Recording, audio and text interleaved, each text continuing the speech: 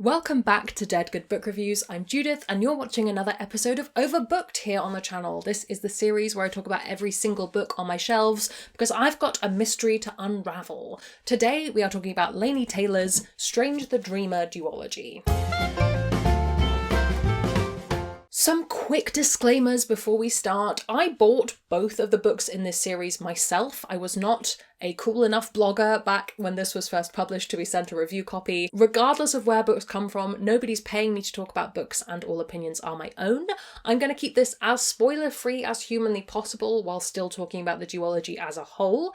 If you do want to go in knowing absolutely nothing, click away now. And I will link the story graph for the series below in case you want to check out any user-generated content warnings. As with Laini Taylor's other series, I would really recommend that you do this because I'm going to talk about a lot of the positive aspects of this story, but I don't want to sugarcoat the more dark elements of the plotline that are mentioned. This is a series by Laini Taylor. I've already mentioned it. The Strange the Dreamer came out in 2017 and was followed by Muse of Nightmares in 2018. Yes, I have the fancy sprayed edge versions. They are precious to me. They are fantasy fiction books. I would describe them as probably new adult, but they definitely are that kind of, you can read them if you like a lot of YA kind of story, obviously coming off the back of the Daughter of Smoke and Bone trilogy that is very YA. There's a crossing of audiences there. Let me read to you from the blurb. The dream chooses the dreamer, not the other way around. And Laszlo Strange, war orphan and junior librarian, has always feared that his dream chose poorly. Since he was 5 years old, he's been obsessed with the mythic lost city of Weep, but it would take someone bolder than he to cross half the world in search of it. Then a stunning opportunity presents itself, in the person of a hero called the Godslayer, and a band of legendary warriors, and he has to seize his chance or lose his dream forever. What happened in Weep 200 years ago to cut it off from the rest of the world? What exactly did the Godslayer slay that went by the name of God? And what is this mysterious problem he now seeks help in solving?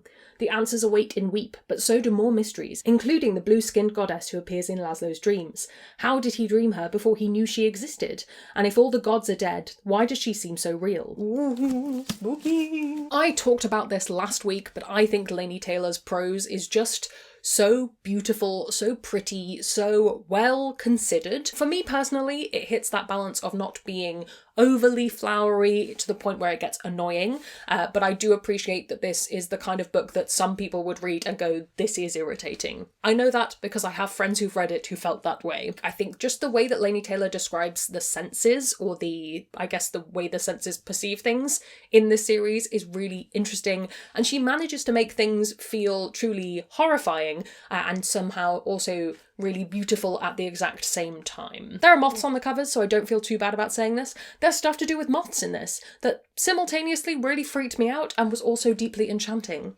That's just what I'll say on that one. I think somehow the grounding reality, the fact that Laini Taylor draws on things that are from our world in order to describe the scents and tastes and feeling of things, makes this very alien world feel very familiar in the same way. I really enjoy the plot of both of these books. I did talk about this a bit at the time, but in case you're coming to this video cold, I'll talk about it again. I reread these in order to make this video, and there were elements of the plot that either I had completely forgotten or I'd completely misplaced when they happen in terms of the beats of the story.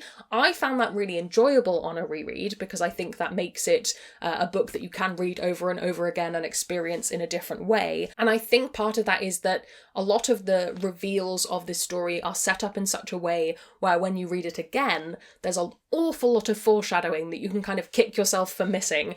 I really enjoy that in a book. I like a book that I can read again and again and get something new out of. You may feel differently. I don't know why you would. Why wouldn't you want reveals? I think also the themes that are explored in this, the idea of dreaming and the idea of a dream that you hold in the waking world and literally dreaming when you sleep was really interesting. I liked the idea of guilt and revenge and how that played into the story, and the idea of trauma, especially in book 2.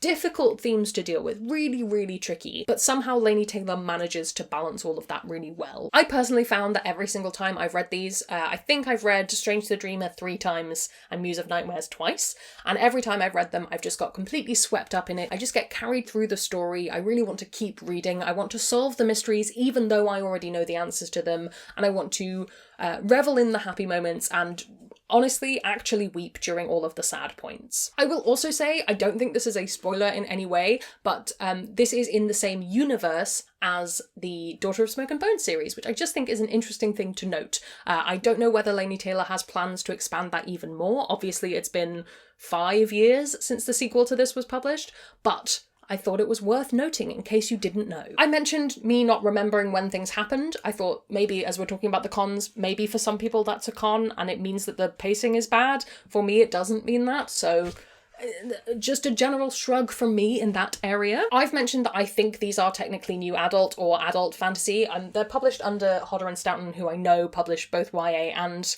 not YA. It's very YA adjacent, if it isn't officially that. I do still think it's well worth reading if you like that kind of storytelling style, if you're very invested in romance and those kind of coming-of-age elements to a story. My last thing is, if you are planning on reading these, be prepared to cry many tears. I had a good old cry when I first read book 1. I had a friend who had an even bigger cry when I recommended book 1 to her. It is not a overwhelmingly happy story, but it definitely is an impactful one. I really enjoy this kind of adventuring tale, particularly book 1 I think has that journey to it, which I appreciated. In terms of the balance between book 1 and book 2, I think book 1 is stronger, but book 2 has some of my favourite moments in it. So as a whole, book 1, but in isolated fragments, I really liked book 2. I think it's a really interesting place for the second book to go. We get new perspectives added in, there is a whole other plotline brought in. It reminds me a lot of the third book of Daughter of Smoke and Bone, so if you didn't like the way that introduced new plot lines towards the end, this also wouldn't necessarily be for you. But that's somehow less bothersome in this kind of duology, where it is all about the discovery that things are different than how you would expect them to be. I also didn't say, but I do also just love Laszlo as a character. I think he's a fantastic protagonist. I don't have huge amounts to say on him because he's just a librarian with a good heart, and that's really what I care about in my protagonists at the moment. Other things you might want to read, other things that might spark connections for you.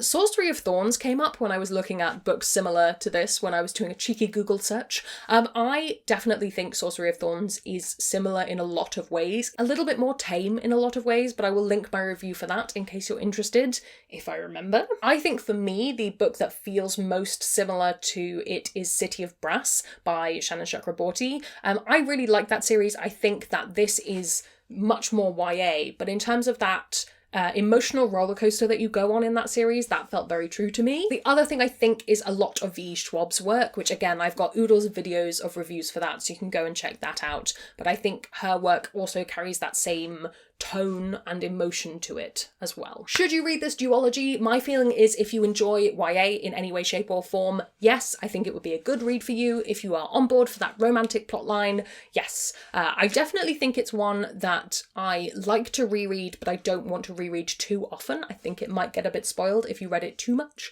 but I really do appreciate having them on my shelves, and this reread has just told me that I do want to read them again in the future. What are your thoughts? Have you read these? Do you have plans to? Let me know down in the comments below. While you're down there commenting, if you haven't already, please do subscribe. It makes me feel loved and appreciated. You can also follow me on social media. Come hang out on Discord where we have chill chats about books. I'd like to say an enormous thank you to all the ghosts who haunt me on Patreon. They support the channel and in return get early access to videos, bonus content, live streams, and more. If you'd like to join their number, that's linked in the description as well. Thank you so much to you for watching. That's all from me, and I will see you in the next one.